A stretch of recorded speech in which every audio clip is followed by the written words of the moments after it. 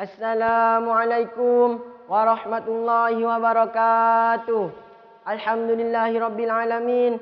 Assalatu wassalamu ala asyrafil anbiya'i wal mursalin sayyidina Muhammadin wa ala alihi wa sahbihi ajma'in. Puji syukur atas kehadiran Allah Subhanahu wa taala yang mana berkat taufik serta hidayahnya sehingga kita bisa berkumpul di tempat yang insyaAllah penuh dengan barakah ini. Amin amin ya rabbal alamin. Salawat serta salam semoga tetap tercurah limpahkan kepada Habibinal Mustafa Sayyidina Muhammad yang mana berkat beliau sehingga kita merasakan manisnya Islam dan iman. Berdirinya saya di sini akan menceritakan tentang Abu Bakar yang mendapat gelar As-Siddiq. Pasca wafatnya Rasulullah sallallahu alaihi wasallam, estafet kepemimpinan Islam diserahkan kepada Abu Bakar As-Siddiq. Meskipun melewati perdebatan yang cukup alot, Abu Bakar adalah sahabat terdekat Nabi yang selalu mempercayai Nabi sehingga beliau diberi gelar As-Siddiq yang bermakna membenarkan. Bagaimana kisahnya? Mari teman-teman kita simak bersama. Awalnya Abu Bakar bernama Abdul Ka'ab. Ketika beliau masuk Islam, kemudian Rasulullah mengganti namanya menjadi Abdullah. Dan ada pula yang memanggilnya Atiq karena ketampanan wajahnya. Abu Bakar adalah sahabat Nabi yang selalu mempercayai utusan Allah tersebut. Sehingga ketika Nabi menyampaikan dakwanya, Abu Bakarlah yang pertama-tama mempercayainya. Ketika Rasulullah sallallahu alaihi wasallam menceritakan tentang peristiwa Isra dan Mi'raj, pada saat itulah Abu Bakar langsung mempercayainya.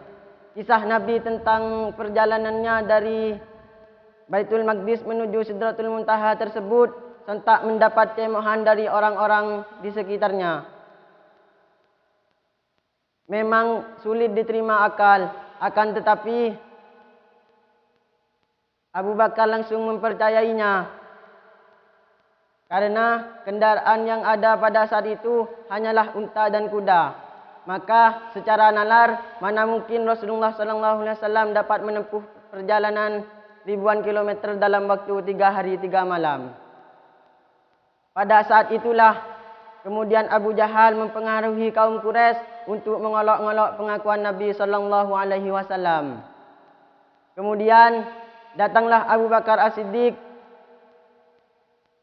dan Abu Jahal berkata kepada Abu Bakar, "Wahai Abu Bakar, bagaimana pendapatmu tentang cerita sahabatmu ini?"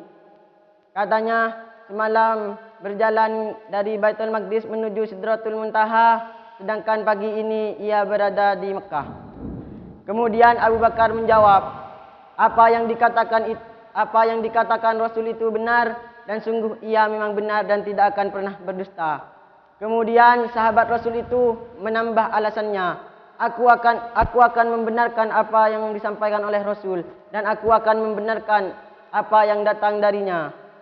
Meski lebih jauh daripada itu, aku akan membenarkannya apa yang datang dari langit, baik di waktu pagi maupun di waktu sore yang datang darinya. Kemudian Rasulullah berkata kepada Abu Bakar, wahai sahabatku, engkau adalah Abu Bakar As-Siddiq. Dari kejadian inilah kemudian Abu Bakar menyandang gelar As-Siddiq yang bermakna membenarkan. Ketika orang lain tidak percaya akan perkataan Nabi, pada saat itulah Abu Bakar yang mempercayainya. Abu Bakar adalah sahabat Nabi yang setia menemani Nabi, mencintai Nabi, sehingga beliau bersama Nabi sampai Nabi wafat. Berkat keunggulan Abu Bakar tersebut, kemudian ada salah satu ulama yang berkata, Abu Bakar tidak mengungguli orang-orang pada kala itu, melainkan bukan karena solat dan ibadahnya, akan tetapi karena apa yang tertanam di dalam hatinya. Demikianlah kisah Abu Bakar As-Siddiq yang mendapat gelar As-Siddiq. Dan pada saat itulah Abu Bakar diangkat menjadi khalifah sebagai pengganti Rasulullah SAW. Ketika Abu Bakar terpilih menjadi khalifah, Kemudian Abu Bakar As-Siddiq naik ke atas mimbar untuk menyampaikan pidato pengokohan. Sungguh aku berada di dalam otoritas ini.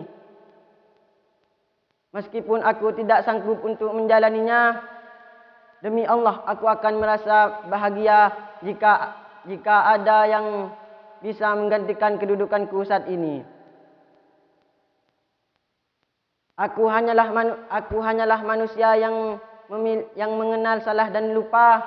Apabila kalian melihatku berada di jalan kebenaran, maka taatilah aku. Dan apabila kalian melihatku menyimpang dari kebenaran, maka luruskanlah aku. Ketahuilah wahai rakyatku bahwa ketakwaan adalah kebajikan yang paling kuat, dan kejahatan adalah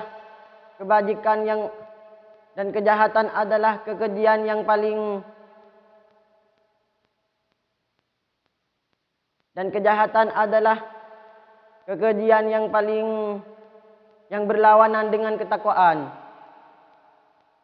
Sungguh apabila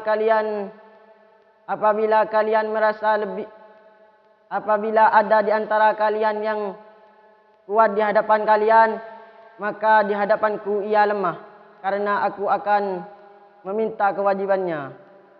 Dan apabila ada di antara kalian yang merasa lemah di hadapan kalian, maka itulah yang paling lemah, yang paling kuat di hadapanku, karena aku akan memberikan apa yang menjadi hak mereka. Demikianlah apa yang dapat saya sampaikan. Kurang lebihnya mohon maaf. Jika ada tutur kata yang kurang baik, mohon dimaafkan. Assalamualaikum warahmatullahi wabarakatuh.